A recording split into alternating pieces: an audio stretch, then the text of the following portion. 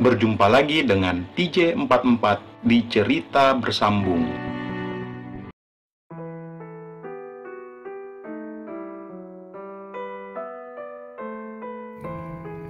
Kutangkap pergelangan tangannya saat mengayunkan bantal ke arah wajahku. Lalu kutangkap lagi lengannya yang lain. Kami bersih tatap dalam jarak yang begitu dekat. "Jangan pasang muka begitu," ujarnya lirih, masih berusaha terlihat marah. Tetapi terlambat, secercah kecil senyum terlanjur muncul di sudut mukanya. Aku balas tersenyum. Lili menunduk menyembunyikan pandangan. Kuikuti dengan memiringkan wajah. Matanya tidak kulepaskan dari mataku. "Itu kopi buat kamu tahu. Sekarang sudah dingin," katanya pelan. Ia ikutan manyun kekanakan.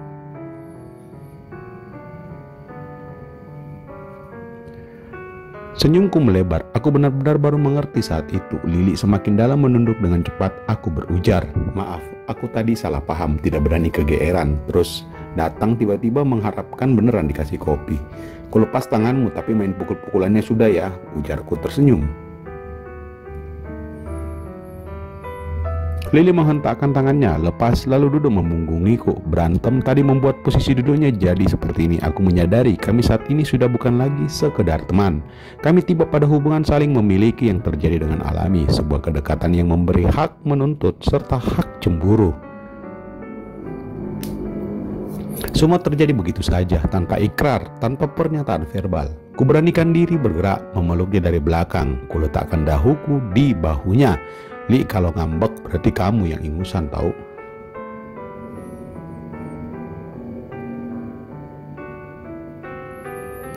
Lili adalah walaupun, bukan karena. Kedekatanku dimulai dengan banyak kemakluman atas kekurangan satu sama lain, bukan dengan alasan kelebihan diri. Aku tidak ingat pernah berkata aku suka dia karena, tetapi sebaliknya, aku sering berpikir kami tetap bersama walaupun.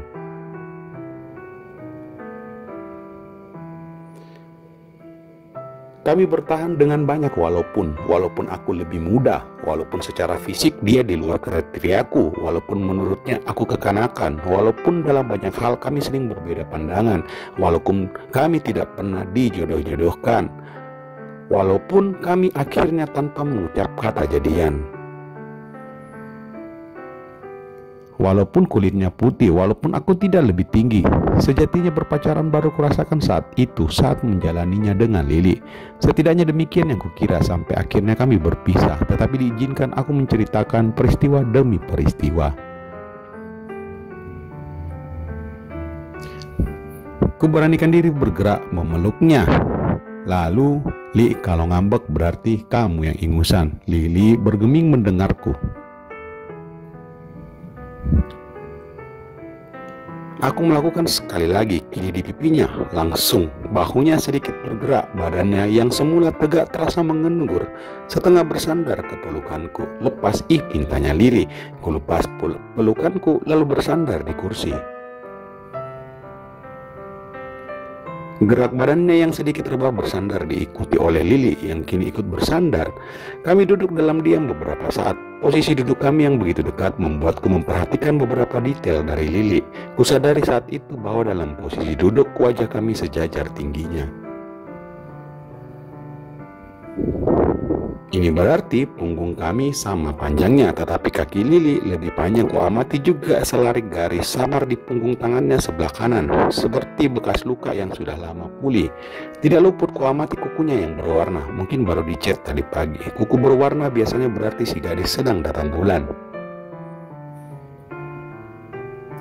Seperti biasa, duduk diam membuat pikiranku selalu menerawang. "Biar banget sih, sok dicari, siapa juga yang mau nyari-nyari anak kayak kamu?" Lili mau memelekku. Jelas sekali dia meminta dirayu. "Sekarang aja kamu ngomongnya begitu, suatu waktu kamu bakal teriak manggil-manggil namaku dalam tidurmu karena kangen." "Haha," kataku mencoba melucu. Kamu itu kayaknya lahir dari ramuan sikap GR deh. Kepedean, narsis, dan megalomania." Lili mengunyungkan bibirnya mencibir. Aku tergelak, kami terdiam sejurus lagi. Lili menoleh ke arahku, wajahnya begitu dekat dicolek ke daguku. Kubuatkan ulang ya kopinya, jika kakak berkenan, adik akan senang sekali, kataku membelalakkan mata. Lili mendorong jidatku, lalu berdiri dan beranjak ke dapur. Posisi duduk kami sangat dekat, sehingga saat berdiri, Lili berputar tepat di depan mataku. Terlihat ganjil bagiku, ia yang kecil begitu ramping menyatu dengan yang begitu. Lili membukukan ke depan, memungut cangkir bertutup dari meja. Langkah kaki Lili yang mendekat membuyarkan lamunanku. Diletakkannya kopiku yang baru di meja dengan asap mengepul dari permukaan hitamnya. "Tuh diminum ya, jangan dipakai mandi," Lili berujar judes masih melanjutkan lagak ngambeknya. "Iya kakak, tahu aja adik ini belum mandi, dasar." Lili mengempaskan diri di sampingku rapat seperti semula. Kami duduk bersisian dengan Lili di sebelah kiri. Perlahan kurangkul bahunya, kutarik semakin rapat seolah takut dia akan lari.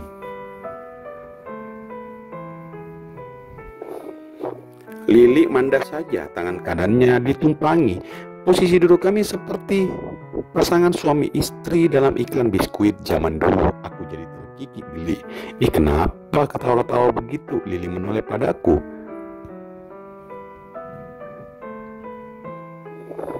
Aku tidak menjawab, mata kami bersih tatap. Perlahan aku bergerak.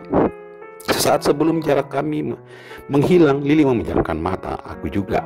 Sedetik kemudian, nyeri menyengat batang hidungku. Refleksku dekapkan telapak tanganku ke muka, memijit hidungku, bingung. Lili berdiri tertawa di sampingku. Ternyata saat kukira tadi Lili mengerjaiku lagi, menyentil hidungku keras sekali. Menurutnya itu lucu, tetapi rasa nyeri di hidungku tidak bisa membuatku ikut tertawa. Tawa Lili mereda seketika saat dilihatnya dari sela jariku yang menutup hidung. Beberapa tetes darah mengucur ke bajuku. Aku mimisan pembaca sekalian. Lili jadi panik. "Duh, nah, sakit ya."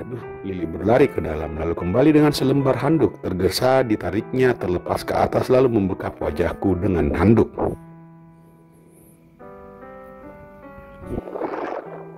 Ditutupnya aku kamar di sebelah ruang tamu. Terus tidak henti-hentinya dia meminta maaf, mengatakan bercandanya kelewatan, seterus dan sebagainya. Dengan handuk basah dibersihkannya wajahku, lalu segulung kapas disumpalkannya di hidungku. Kembali tanganku dituntunnya. Kali ini aku duduk di kursi rias di kamarnya. "Duh Nan, beneran, aku nggak tahu bakal sekeras itu jadinya, maaf ya." Lili mengulang lagi perkataannya sambil membuka lemari mencari sesuatu. "Iya tahu sakit sih, tapi nggak apa-apa, ini namanya kecelakaan janda." Kamu nyari apa sih?" "Bajumu kan kena darah, jadi langsung kerendam biar nodanya hilang. Kamu pakai ini dulu ya." Lili menyodorkan sebuah kaos longgar. "Aduh, jadi nggak enak dapat baju baru," ujarku menggaruk kepala. Kontan Lili mencubit pipiku. "Jangan pasang muka begitu," sergahnya. Kutangkap tangannya, cubitannya lepas, telapaknya menyentuh pipiku, cubitannya berubah menjadi. Lalu kutarik lengannya, mendekatkan, perlahan kududukkan Lili. Tangannya tetap di pipiku ketika perlahan-lahan bersambung.